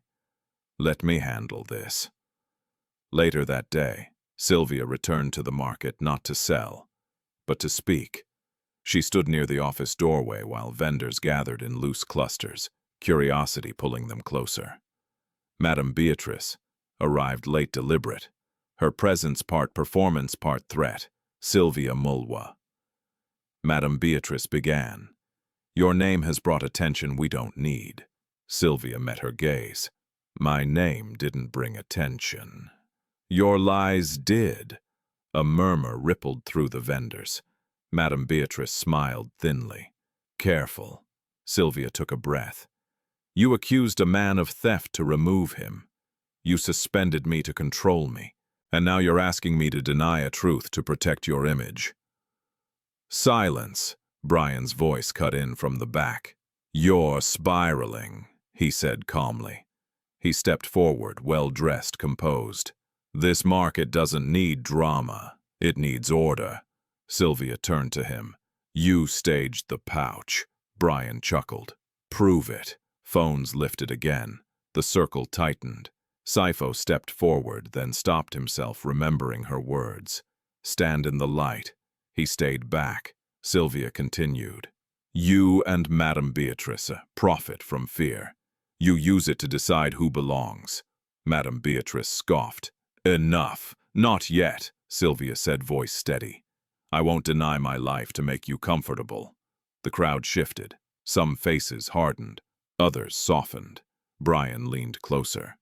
"You're making enemies you can't afford." Sylvia held his stare. "I'm done affording silence." That night the video appeared. It wasn't flashy. It wasn't edited for drama. It was raw footage from a phone angle. No one noticed the assistant's hands tucking the pouch beneath Sefo's coat. Brian's nod. Madam Beatrice's timing. The clip spread fast. By morning, comments piled up. Vendors recognized the assistant. A former clerk messaged Naomi offering context. The story began to crack. Brian called Sylvia 3 times. She didn't answer. Sefo watched the fallout from a distance he no longer wanted. His board demanded a statement. His advisors urged containment. He listened and then refused. "I won't hide behind silence," he said. "Not this time." The press conference was small, then suddenly not. Sefo stood before microphones without notes. "I made a mistake," he said. "I disguised myself to test a person I thought I wanted to marry. In doing so, I allowed harm to reach her and her family. That is on me." Gasps. Cameras clicked. "I will cooperate fully with any investigation into misconduct at the market and hospital." He continued, "And I will step back from operations during the review." Questions flew. He answered only one more. "Why confess now? Because the truth costs less than lies," Sefo said. "And because she asked me to stand in the light." Sylvia watched from home, heart pounding. Naomi squeezed her hand. At the hospital, Daniel's doctor called. "Your brother's file was flagged incorrectly," he said carefully. "We're correcting it. Treatment won't be delayed again." Sylvia closed her eyes, relief washing through her like rain. But the backlash came just as fast. An anonymous account posted screenshots, old messages twisted to suggest manipulation. A tabloid ran a headline painting Sylvia as a climber. Someone leaked her address. That evening, a stone hit their window. Daniel jumped. Sylvia pulled him close. Sefo arrived minutes later, breathless. "I'm moving you somewhere safe." "No." Sylvia said firm. Not like this. Please, he urged. Just for tonight. She searched his face, then nodded once. Tonight. They left quietly. From the back seat of the car, Sylvia watched the city blur past. Fear sat heavy in her chest, but beneath it something else stirred. Resolve. At the safe apartment, she turned to Sefo. This doesn't end with apologies, she said. People will try to bury this. I know, he replied. I won't let him. Good, she said, because neither will I. In the quiet that followed, neither of them spoke of forgiveness, but both understood the shape of the fight ahead and the cost of choosing truth when power pushes back. The city did not sleep after the confession. It hummed, angry, curious, divided, like a wire pulled too tight. Screens glowed in living rooms and kiosks, headlines refreshing by the minute. Names that once moved quietly through back channels were now spoken out loud. Madame Beatrice and Lovu, Brian Otieno, Market Committee, Hospital Procurement. Truth had a way of waking people who preferred darkness. Sylvia felt it most in the silence. The safe apartment Sefo had arranged was small but clean, tucked into a building where no one asked questions. Daniel slept on the couch, finally breathing easily, his inhaler resting on the table within reach. Naomi had insisted on staying the night, pacing the room, like a guard who didn't trust calm. Sylvia sat by the window watching dawn begin to soften the edges of the city. She should have felt relief. Instead, her chest felt tight with the knowledge that this was the part where systems pushed back. Sefo stood behind her, careful not to crowd her space. They'll try to flip the story, he said quietly. Discredit witnesses, delay investigations. I know, Sylvia replied. They always do. He nodded. I'll testify. I'll open the records. She turned to him, then her eyes steady. And when they threaten you, they already have, Sefo said. I'm still here. By mid-morning, the pushback began in earnest. A statement from the Market Committee framed the video as misleading. A hospital administrator cited clerical errors. A tabloid ran a headline claiming Sefo's confession was a romantic stunt meant to distract from unrelated corporate issues. Sylvia's phone buzzed non-stop. Naomi fielded most of the calls, filtering out the worst of them. They're calling you unstable, Naomi said, jaw clenched. They're saying you manipulated him. Sylvia closed her eyes. Let them talk. The knock came just before noon. 2 plainclothes officers stood in the hallway. Their faces were neutral, unreadable. Ms. Mulwa, one said, we need you to come with us. Naomi stiffened. On what grounds? Questioning the officer replied. Voluntary. Sylvia met his gaze. About what? An ongoing investigation. Sefo stepped forward. I'll come too. The officer shook his head. Not at this time. Sylvia raised a hand, stopping Sefo. I'll go, Naomi protested. Sefo's jaw tightened, but Sylvia had already made the decision. She grabbed her jacket and leaned down to kiss Daniel's forehead. I'll be back, she promised. At the station, the room was small and too bright. A recorder sat between Sylvia and the officer, its red light blinking. Ms. Mulwa, the officer began. Do you maintain that the assistant planted the pouch? Yes. And that Mr. Otieno and Ms. Ndlovu orchestrated the incident? Yes. Do you have proof beyond the video? Sylvia inhaled. I have witnesses. The officer nodded. Names she gave them. The questioning went in circles. Dates, times, contradictions pulled thin and held up to the light. Sylvia answered calmly, refusing to be baited. She had learned patience the hard way. When it ended, the officer leaned back. You should know, he said, these cases take time. Sylvia stood. So does justice. Outside, Sefo waited, his relief visible when he saw her. They tried to scare you, he said. They tried to tire me, she corrected. It won't work. The next blow landed that afternoon. Daniel collapsed. It happened fast, his chest tightening, breath coming in sharp, panicked gasps. Naomi called an ambulance, while Sylvia held him, counting breaths, whispering promises she prayed she wouldn't break. At the hospital, the familiar dread returned with teeth. "We're admitting him," the nurse said, efficient and distant. "Paperwork first." Sylvia's hands shook as she signed. She caught Sefo's eye across the corridor. Not a word she said. He nodded, swallowing the urge to intervene. Minutes stretched into an hour. Daniel's wheezing worsened. Sylvia paced, her fear sharpening into anger. A doctor finally approached, Dr. Samuel Mbeki. He scanned the chart, hesitating. "There's an issue," he said carefully. "Medication approval." Sylvia stepped closer. "My brother needs oxygen." Dr. Mbeki's eyes flicked down the hall, then back. "I know. I'm trying." Sylvia felt the room tilt. Trying isn't enough. Sefo stepped beside her, visible, now unmistakable. Dr. Mbeki stiffened. "I can expedite," the doctor said quickly. "Let me make a call." Oxygen arrived minutes later. Daniel's breathing eased, but the damage had been done to Sylvia's patience, to her faith that quiet compliance could keep them safe. She turned to Sefo in the hallway, her voice low and fierce. "This is what I meant. This is the cost." Sefo nodded, eyes dark. "Then let's end it." That evening, a former hospital clerk came forward. Naomi had found her through a chain of messages and courage. She arrived pale but resolute, clutching a folder.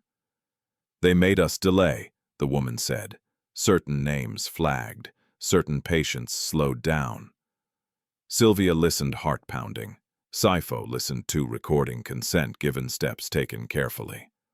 By nightfall, the story broke again, this time with documents, procurement kickbacks, deliberate delays, a list of names. The backlash was immediate and brutal. Brian Otieno called Sefo directly. "You're burning everything," Brian said. Voice tight. "You think you'll walk away clean," Sefo replied evenly. "Number one, I think I'll walk away honest." Brian laughed without humor. "You're choosing her over the world you built."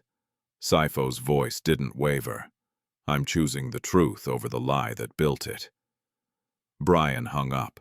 Madame Beatrice's lawyer issued a denial. The assistant vanished. A warrant was requested. Through it all, Sylvia stayed by Daniel's side, exhaustion etched into her bones. When he finally slept, she rested her head against the wall, eyes closed.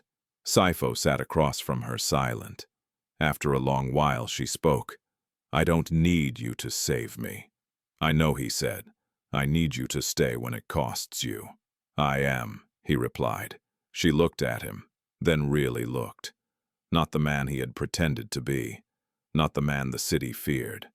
The man who had chosen to stand, finally, without disguise. Outside the hospital, sirens wailed. Somewhere downtown, doors were closing or opening. The climax was near. Sylvia felt it in the air, electric and dangerous. Justice was moving, and it rarely arrived gently. The summons arrived before dawn. It came as a formal notice delivered by a courier who looked as tired as the city itself, an order to appear before an emergency hearing convened by the Provincial Oversight Council. The allegations were no longer whispers or clips on a screen. They had names, dates, paper trails, and now a room. Sylvia read the document twice, her hands steady in a way that surprised her. She felt no triumph, only a tightening resolve. Daniel slept, oxygen humming softly beside him. Naomi packed a small bag, efficient and quiet. Sefo watched Sylvia fold the notice and slip it into her pocket. "This is it," he said. She nodded. Not the end, the turning. At the council building, the air was sharp with disinfectant and tension. Reporters clustered behind barriers, cameras hungry. Inside, the chamber felt colder than the morning outside. Wood-paneled walls, long tables, faces arranged like chess pieces waiting to be moved. Madame Beatrice and Lovu, arrived first composed, wrapped in dignity she wore like armor. Her lawyer whispered, close hand hovering protectively. Brian Otieno followed confidence carefully, measured a practiced calm that did not reach his eyes. Then Sefo entered. The room shifted. Murmurs rippled. Phones lifted before security cut them down. Sefo did not sit immediately. He stood, hands clasped, gaze forward. Not hiding, not posturing. Sylvia took her place across from him, a witness's seat that felt heavier than any stage. Naomi squeezed her shoulder once and stepped back. The chair of the council called the session to order. "We are here to determine whether misconduct occurred," the chair said, "and whether emergency remedies are warranted." Sylvia listened as allegations were read aloud. Market manipulation, false accusations, coercion, medical delays. Each item landed with a dull thud, the sound of lives disrupted. Madame Beatrice's lawyer, Rose's first voice smooth. "My client denies orchestrating any scheme. The video circulating online is incomplete and misleading." Brian's counsel followed. "Mr. Otieno rejects any claim of coercion. He is a concerned citizen unfairly targeted by a sensational narrative." Sefo stood. "I requested this hearing," he said calmly. "I will speak plainly, permission granted." "I disguised myself as a beggar," Sefo began. "I did so to test whether a woman could love me without my wealth. That decision was wrong." A stir moved through the room. In maintaining the disguise, I allowed harm to occur. I did not stage the pouch. I did not instruct the police, but I benefited from a system that assumes the worst of the poor and the best of the powerful. I failed to interrupt it when it mattered. He paused, then continued. "I will submit my communications, travel logs, and security footage from my vehicles during that period.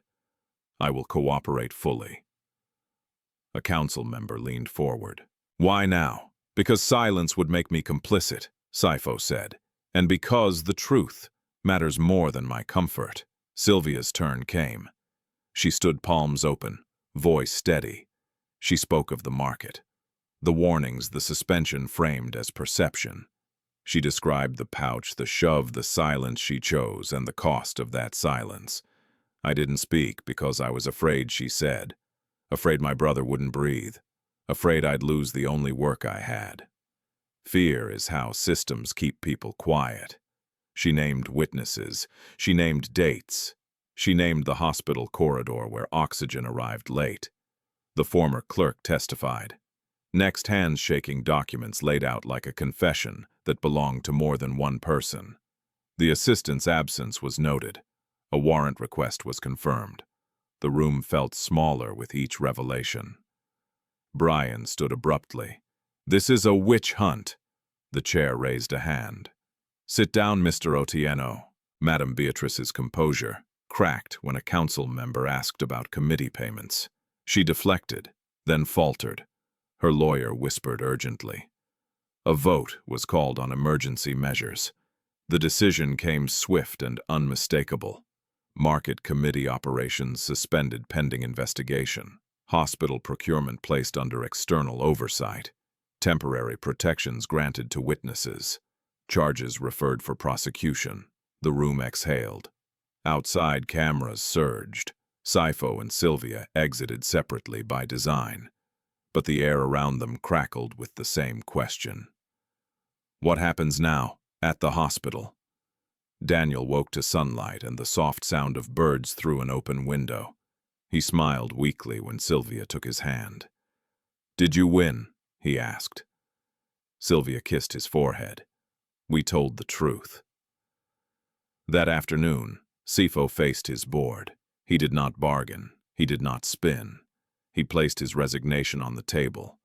Temporary, he insisted, but unconditional. "I will not lead while this is resolved," he said. "If the company cannot withstand truth, it doesn't deserve trust." Some protested. Others nodded, relieved by the clarity. The vote accepted his step-down. The stock dipped, then steadied. Markets, like people, adjusted. The backlash did not vanish overnight. A commentator called Sylvia, ungrateful. Another questioned her motives. A letter slipped under the safe apartment door, thinly veiled threat, inked in haste. Sylvia folded it and placed it in a drawer. In the evening, she met Sefo on the hospital roof. The city spread below them, lights blinking like a language neither of them fully understood anymore. "I don't forgive you," Sylvia said quietly. Sefo nodded. "I don't expect you to. I won't pretend this didn't cost me," she continued, "or that it won't cost me again. I know." She turned to face him. "But you didn't hide today. You paid something real." "I will keep paying," he said. "Not to earn you. To honor you." Silence settled. Not uncomfortable, just honest.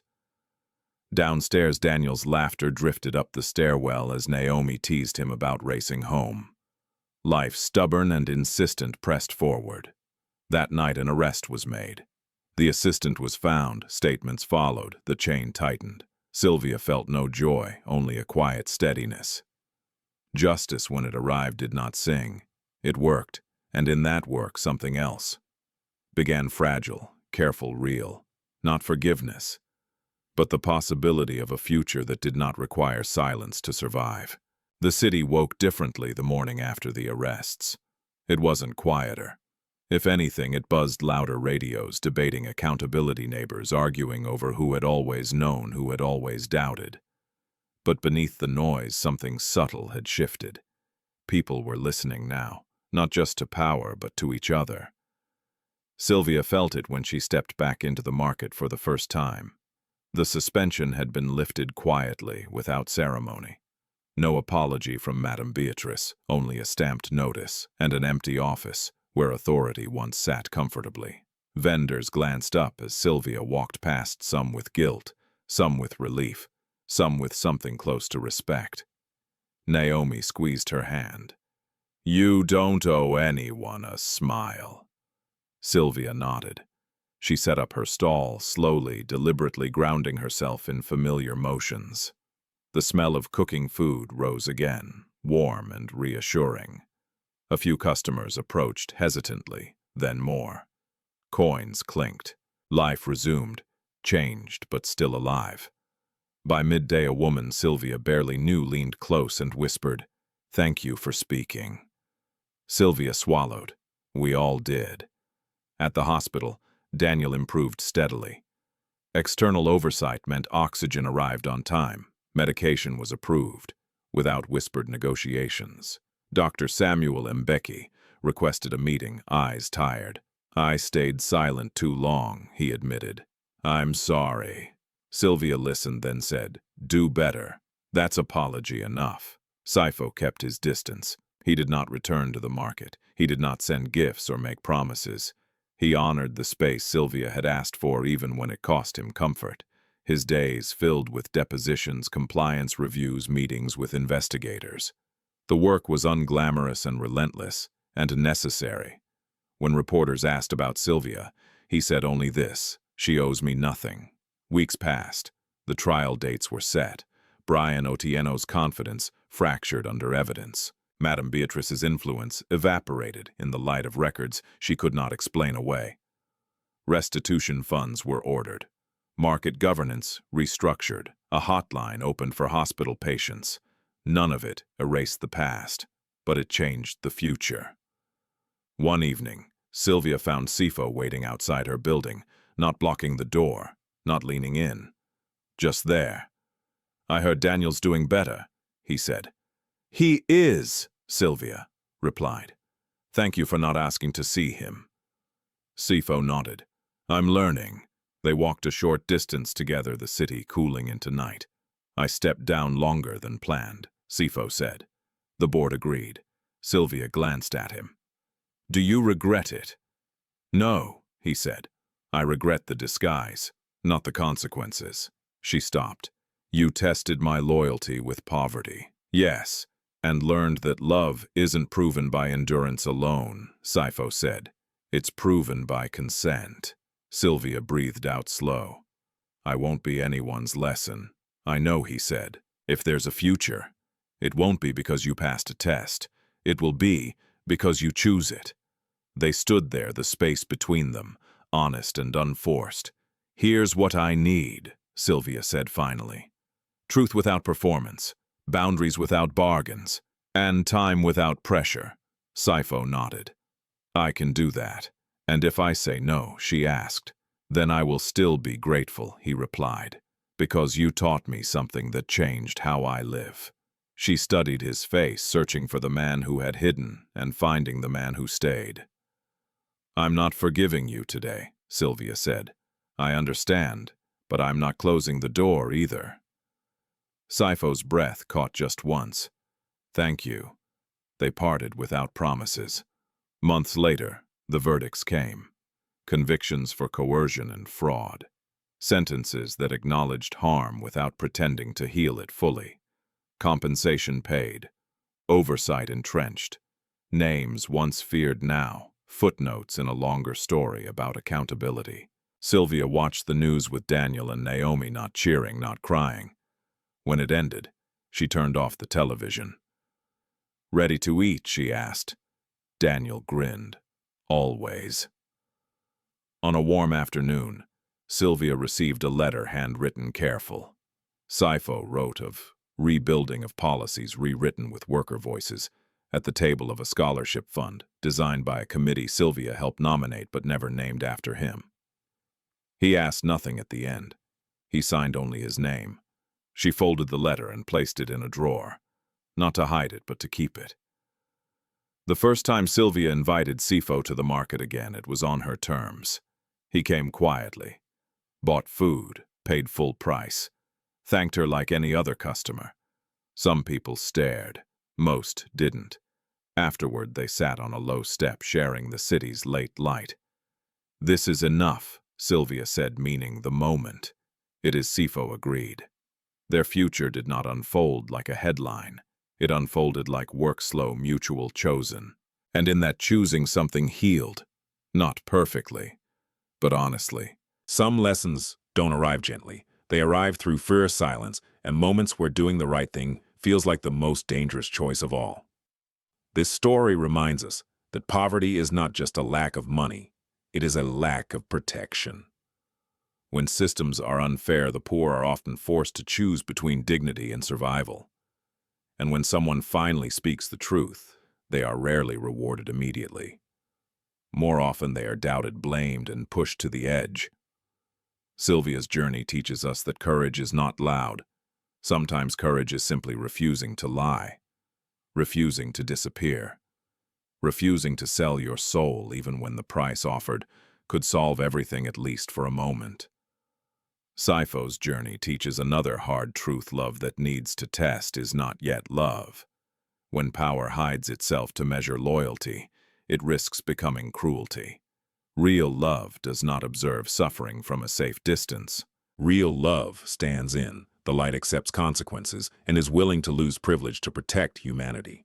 Justice, as this story shows, is not magic. It doesn't erase pain or rewind time. But justice matters because it tells the wounded what happened to you was wrong. And sometimes that recognition is the first step toward healing. Most of all, this story reminds us that no one owes their silence to survive, and no one should have to suffer to prove their worth. Healing begins when truth is spoken, accountability is chosen, and compassion replaces control. If this story moved, you ask yourself, what would I have done in Sylvia's place? Have I ever stayed silent out of fear? And what truth in my own life is still waiting to be spoken? We'd love to hear from you. Share your thoughts in the comments. What part of this story touched you the most and why? If you believe in stories about justice, healing, and real human courage, subscribe to the channel so you don't miss the next one. Like and share this story with someone who might need it today. Because stories don't just entertain us, sometimes they remind us who we are meant to be.